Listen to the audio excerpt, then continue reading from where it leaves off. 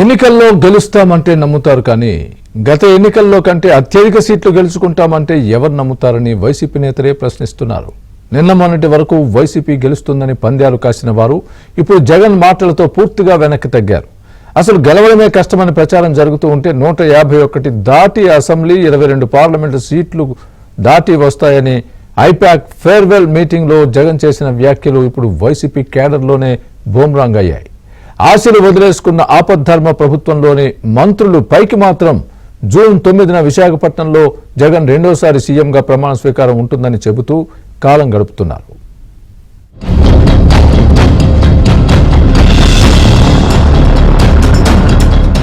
రాష్ట్రంలో సార్వత్రిక సమరం ముగిసింది. అసెంబ్లీ, లోక్సభ ఎన్నికలు ఒకేసారి జరిగాయి. జూన్ 4న ఫలితాలు రానున్నాయి. ఈలోపు రాజకీయ పక్షాలు బెట్టింగ్లు, సమీక్షలు, చర్చలు, క్షేత్రస్థాయి వాస్తవాలను తెలుసుకునే పనిలో పడ్డాయి. దేశ విదేశాల నుంచి, పొరుగు రాష్ట్రాల నుంచి ఓటింగ్ కు లక్షలాది మంది తరలి రావటం, యువకులు, మహిళలు పోలింగ్ లో ఎక్కువ శాతం మంది పాల్గొనటం, ఫలితంగా పెరిగిన పోలింగ్ శాతం ప్రభుత్వ వ్యతిరేకతకు నిదర్శనమని ఎగ్జిట్ పోల్ చేసిన సంస్థలు చెబుతున్నాయి.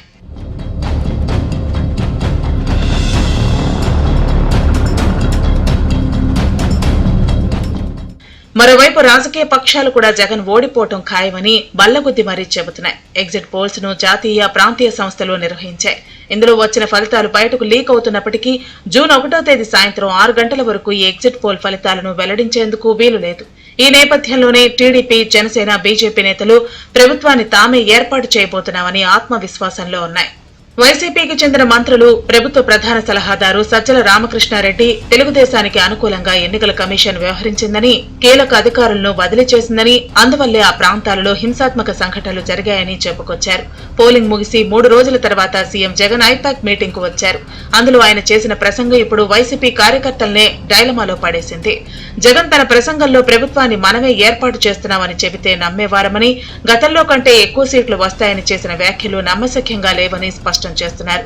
కౌంటింగ్ వరకు కార్యకర్తలను నిలబెట్టేందుకే ఇటువంటి వ్యాఖ్యలు చేసి ఉంటారని సోషల్ మీడియాలో వైసీపీ నేతలు, కార్యకర్తలు విశ్లేషణలు చేస్తున్నారు. ఇక సజ్జల కూడా ఎన్నికల్లో వైసీపీ విజయంపై తాము పూర్తి కాన్ఫిడెన్స్ గా ఉన్నామంటూ చెప్పుకొచ్చారు. ఓటింగ్ జరిగే శాతాన్ని బట్టి చూసి యాంటీ ఇన్కంబెన్సీ అనుకుందామంటే జగన్మోహన్ రెడ్డి గారి మీద అంత వ్యతిరేకత పెంచుకుని ఈ వర్గాలు ఏ వర్గాల కోసం అయితే నిలబడినాడు వాళ్ళు రావడానికి అంత ఇది రీజన్ కనపడతా లేదు. వీళ్ళందరూ చంద్రబాబు నాయుడు కానీ ఆయన పార్టీ కానీ పెట్టిన సూపర్ 6 అనే ఇది కానీ, లేదా ఆయన అర్జెంటుగా తెచ్చుకోవాలని వాళ్ళ కోరికుందా అని చూద్దామంటే అంతా అటువైపు కనపడలేదు. ఈ మధ్య మామూలుగా అయితే ఆయన బయటికి రాగానే, ఎన్నికలు రాగానే 2000 చూపించి విక్టరీ సింబల్ ఏదో చూపించాల్సిన ఆయన అది చేయట్లా. ఆయనకు డౌట్ వాళ్ళకు తెలుస్తోంది. It is well return on the wall. రేపు జూన్ 4th దీంట్లో కౌంటింగ్లో రాబోతోంది. అది దానికి సరైన కారణం ఉంది. ఓ సీరియస్ పాలిటిక్స్ చేసే లీడర్కు జనం అభిమానిస్తారు, ఆదరిస్తారు, హక్కున చేర్చుకుంటారనే నమ్మకం ఈ ఎన్నికల్లో కలుగుతుందని మేము భావిస్తున్నాం. పోలింగ్ రోజు వరకు వైసీపీ తరపున బెట్టింగ్లు వేసేందుకు పెద్ద ఎత్తున ముందుకు వచ్చిన వైసీపీ నేతలు, కార్యకర్తలు, సానుభూతి పరులు పోలింగ్ మరుసటి రోజు నుంచి పూర్తిగా వెనక్కి తగ్గారు. కొన్ని ప్రాంతాల్లో కాసిన పందాలను కూడా వెనక్కి తీసుకుంటున్నారు. దీంతో పాటు జగన్ ఐపాక్ బృందం వద్ద చేసిన వ్యాఖ్యలతో మరింత వెనక్కి తగ్గారు. పోలీస్ అధికారులను తమ అదుపులో ఉంచుకోవడానికి కౌంటింగ్ ఏజెంట్లు కూడా చివరి నిమిషం వరకు ఉండేందుకు వ్యాఖ్యలు చేశారని విశ్లేషణలు వినిపిస్తున్నాయి.